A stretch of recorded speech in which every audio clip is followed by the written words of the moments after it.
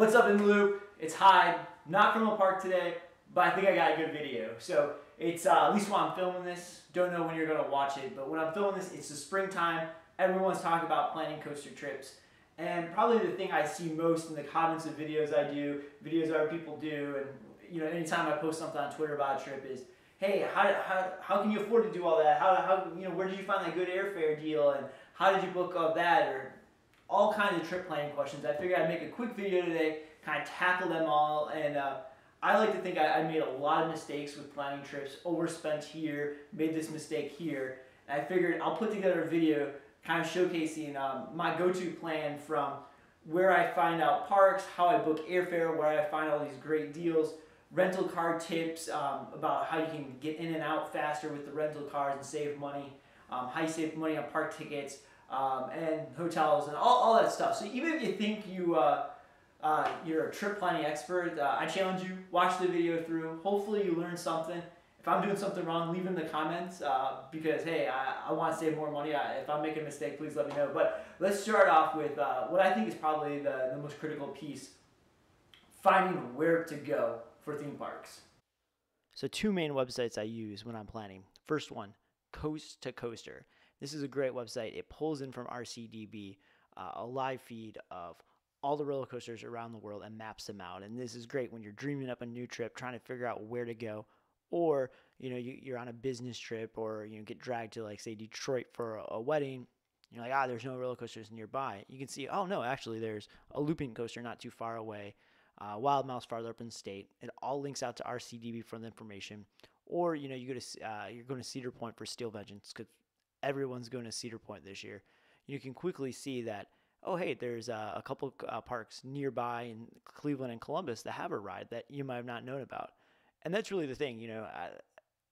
I think a lot of us like to pretend that we know where all the rides are, but there's so many coasters out there that even blows my mind. Every time I go on here, I'm like, wow, I didn't know there was a coaster over there. So the other tool I use is a website /app called Coaster Count. And again, it pulls in from RCDB and matches it with all the rides you've been on. So that's really useful to kind of understand, okay, I've been on these rides, haven't been on these.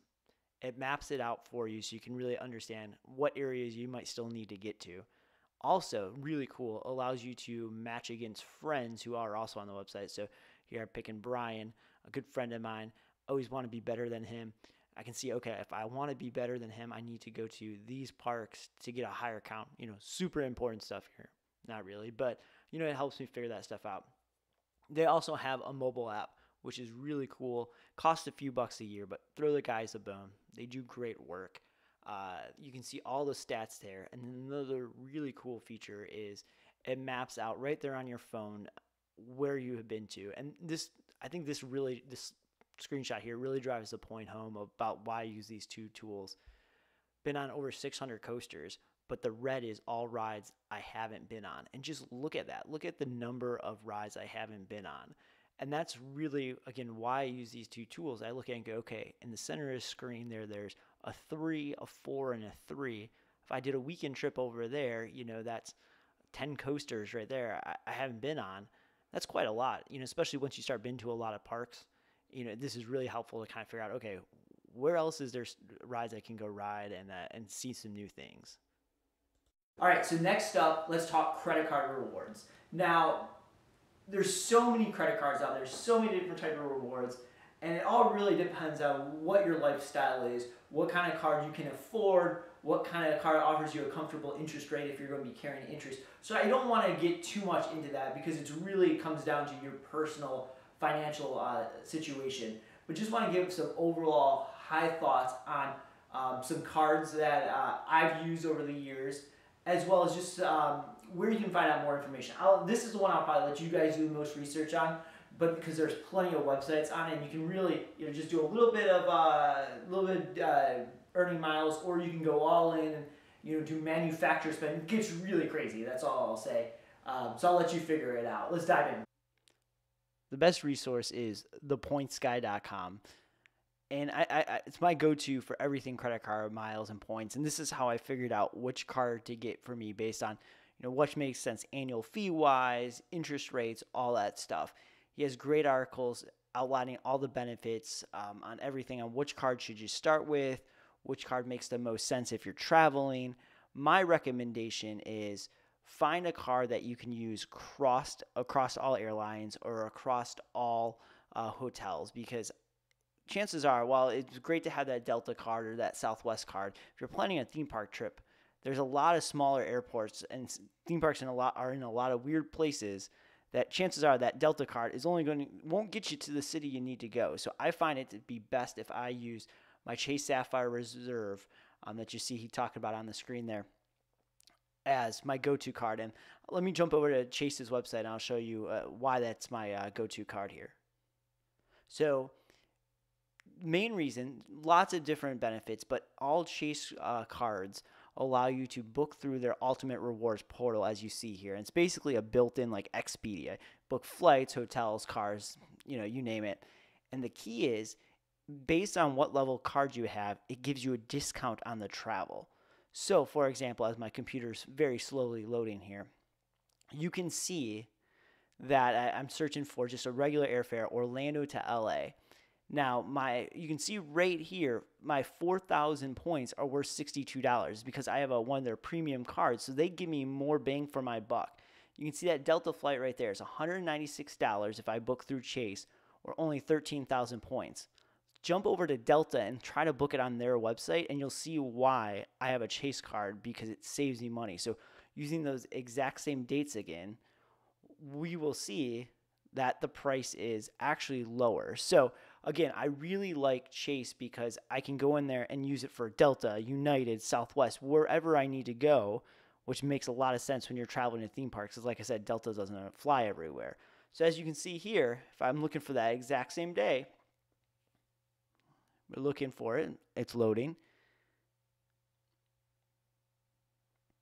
There it is, 15,000 miles. So I actually saved roughly 2,000 miles by booking through Chase, as well as a little bit of money as well. You see on here, if I flip to dollar amount, it's $226 versus the $190-ish, whatever we saw on the previous screen there. The best way I find cheap airfare is actually using Twitter.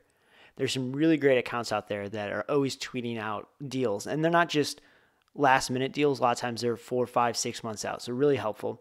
First one here is Airfare Watchdog. Tweet all kinds of fares. They kind of specialize in just the US and weekend fares, which is really great if you're trying to get away for the weekend. Second one, Secret Flying. And now these guys tweet global fares. So you'll see random stuff like Detroit to Indonesia or Indonesia to Australia. But good follow, especially if you're trying to go internationally here, see the deals. Personal favorite, Fair Deal Alert, because they only tweet out about a couple cities here you see highlighted. So you're not getting bombarded with all these deals and you're like, where's the deal for my city? Well, they only were focused on them. You see some great Orlando ones right there. That's why I like them. Last but not least, the flight deal. Exact same concept as Fair Deal Alert, just other cities. So, follow whatever one makes sense. And like I said, these aren't last minute deals. Sometimes they are, but they also tweet out mistake fares and, fares that you're 6-7 months out in advance. So don't think if you're following these guys, you have to be willing to drop and travel on a dime. The only thing is you usually have to be willing to book pretty quick because the deals, of course, go away. All right. So airlines. Now this could be the most expensive part of the trip, but actually I found it to be one of the cheaper parts if you plan right. Now there's a couple things I want to talk about. First, let's dive into planning where to fly, because this could be a real big thing for you. You can save lots of money by maybe willing to drive a half hour more or flying a different airline. So to illustrate that point, let's look at a couple examples. First one being Holiday World. They're in the center of the screen. You might think to fly into Louisville, St. Louis, Indianapolis, but there's actually quite a few airports nearby, 2 to be exact. One's about 40 minutes, one's about an hour away. Both offer direct flights from places like Orlando, Charlotte, Chicago. But the one thing to really know when you're looking at for those cheap flights is these smaller airports generally it's not the cheapest to fly on the big name airlines because they're going to charge you a lot of money. Here's a comparison. $175 from Orlando to Evansville, one way, one random day in June. That same day, $99 on Allegiant. So when you go for these smaller airports, look at different airlines because usually the smaller airlines are going to be cheaper and you offer usually direct than the big ones. And now let's go over to Cedar Point. Everyone's talking about Steel Vengeance, probably planning a trip. There's actually quite a few options here. You might automatically think Cleveland because it's 45 minutes away. But you have Detroit, major international hub that is about an hour and 45 minutes away. Toledo on the left there would offer some direct flights from like places like Orlando again. Then you have Cleveland, which is the obvious choice, about 45 minutes away, pretty big airport. Then you have Akron, Canton, about an hour and a half away or so. That offers a lot of direct flights from around the country as well. Here's another favorite example of mine, Pittsburgh. You know, you're trying to go to Kennywood for hopefully that new RMC in the future. There's obviously the Pittsburgh airport just to the left of the city, but then airlines like Spirit fly into another airport about 45 minutes east of the city. So something to keep in mind. The next key is being flexible with airlines. Now, there's a lot of airlines out there that offer great deals. But when I usually do coaster trip planning, I'm looking for a quick weekend getaway. I don't need fancy seats or anything like that. So I'm always looking at Frontier and Spirit. They have, generally speaking, the most deals out there. And you can find round trip for under $100, and that's going cross country. And then the one I also want to point out to piggyback on my last point about what airports to fly into is Allegiant. Now, I'll let you draw your own conclusions with Allegiant. There's a lot of people that really just don't like the airline. But the good thing about Allegiant is they specialize in flying to smaller areas. So all those little airports like I was just talking about, you know, being able to fly in to 30 minutes from Holiday World versus flying in, you know, Cincinnati and driving 4 hours, that can save you a lot of time. That can let you make, you know, be able to pull off that coaster weekend trip. So just something to keep in mind that sometimes there are smaller airports. Just because Delta, United, American doesn't fly to those airports doesn't mean there's no way to get to those airports. What I always recommend, going to the Wikipedia page of that airport, it lists out all the airlines that fly there. So if you know there's an airport near a theme park that you want to go to, pull up that Wikipedia page and see what airlines fly in there and kind of reverse engineer it that way versus just going on Expedia and seeing, you know, you can pay $500 in Delta to fly 4 stops, you know, get to that small airport. All right, so hotels. This is where it can get really expensive really fast, but you can also save a lot of money. My biggest tip is don't be loyal to one hotel. That's why you don't want to get the credit card reward just for one hotel, or always try to book through that hotel's website to get their points. Because when you're doing roller coaster trips, that might work when you're going regular vacations. When you're doing roller coaster trips and you roll into some of these smaller cities like Santa Claus, Indiana, or, you know, up where like Silverwood is in Idaho, there's not a lot of hotel options. So I'd hate for you to earn all those Marriott rewards from when you go to the bigger parks and then roll into that town and go, oh crap, there's only a Hilton property here. What am I going to do? So that's why I recommend using hotels.com. It's super simple because after 10 nights, boom, one hotel free. So it makes it really easy to accumulate nights. If you stay 10 nights, you know the next one's going to be free. And that encompasses pretty much every hotel out there. So it averages out. So if you stay at Howard Johnson's for $30 for 10 nights, then you're only going to get a $30 credit for that 11th night.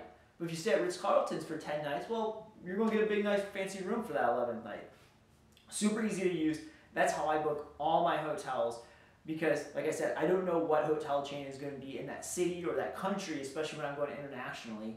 And that, you know, I can use that free night or earn nights there. So that's the big tip with hotels. So let me bust a myth. My background, don't work in the hotel industry anymore, but I used to be in charge of marketing and pricing for hotels.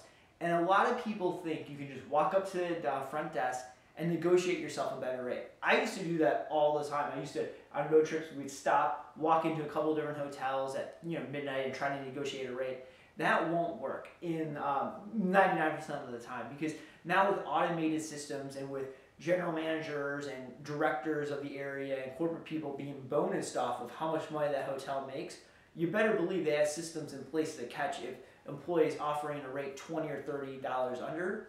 Because also, not to get too technical, but there's all contracts with Expedia and Hotwire, and those websites would be very upset if they know that instead of people coming to their websites, they can just walk to the front desk and get a better rate. So you can't usually negotiate at the front desk for a better rate. However, the way around that is using either the Hotels Tonight last minute apps or Hotwire and Priceline. And those two websites, since they aren't showing you the price until after you book, or rather the hotel after you book, you can actually get a pretty good deal. Rental cars. So the key with rental cars, a couple big tips I've learned. The number one mistake I've made is, you're flying in for a quick weekend trip. You're excited, the airplane lands 10 minutes early. You run to go pick up the rental car because that means you can get a few more rides in, and there's an hour-long line. So the biggest tip I can say is make sure you sign up for the loyalty programs online or download the apps, because most rental car companies have ways to be able to get the rental car without going up to that desk, without waiting in that line. Like I said, whether it's an app or loyalty, let me tell you, there's been times I waited up to an hour, hour and a half to get the silly rental car that I could have been at the park. So now every single time, whatever rental company I book from, it doesn't really matter. I find them all to kind of be the same, whatever's the cheapest. I always find their app online and try to do that check-in before I get to the counter, so I don't have to wait in that line. It saves you a lot of time, gets you to the park faster, gets you riding rides faster. So big tip there. And then next on my list for tips here is drop fees. Just remember, when you're looking at planning a trip, try to make it a circle, because if you're renting a car in Boston, dropping off in Chicago like I've done before, they're going to charge you $300-400 because you're not returning the same location. That's going to weigh a little bit, but still, if you can plan accordingly and return the rental car right back where you started, that'll usually save you a lot of money. So last but not least, park tickets. So I know, everyone knows you should never pay full price for a park ticket. Whether it's AAA or going to a local grocery store, with the exception of Disney or Universal, almost every park you can find cheap tickets by booking online, all that stuff. The one thing, and I know you guys all know that because you're a coaster expert, you're watching this video, one thing I want to show you is roller coaster clubs. Let's take a look at some of the discounts and why I recommend joining a roller coaster club to get savings, especially if you're doing a big park trip. It can add up really, really fast. All right, so for the sake of this video, let's look at Ace. Generally speaking, most roller coaster clubs get the same discounts from parks. So figured I'd just pick one to make an example here. $65 gets you a full year. You might go, that seems like a lot to get discounts to save money. I argue you get the magazines, those are really nice. But for the sake of this, let's look at that $35 all-year online membership or the $20 6-month trial membership and see why $20 can go a long way with discounts. So let's jump over to the discount page and see what that will get you. Now, I should preface this by saying, just because they offer some of these discounts I'm going to be talking about in the past, does not necessarily they'll offer them in the future, but you can get a good idea. You can see almost every park, big and small, offers some kind of discount. The bigger parks is generally just a couple bucks off. Same thing you would get if you got like the Coke can promotion, but hey, saves you from going to the grocery store to try to track that down. But stuff like Goats on the Roof and the mountain coasters in Pigeon Forge, you get a couple bucks off, which adds up. In the past, Six Flags has given all Ace members a free ticket.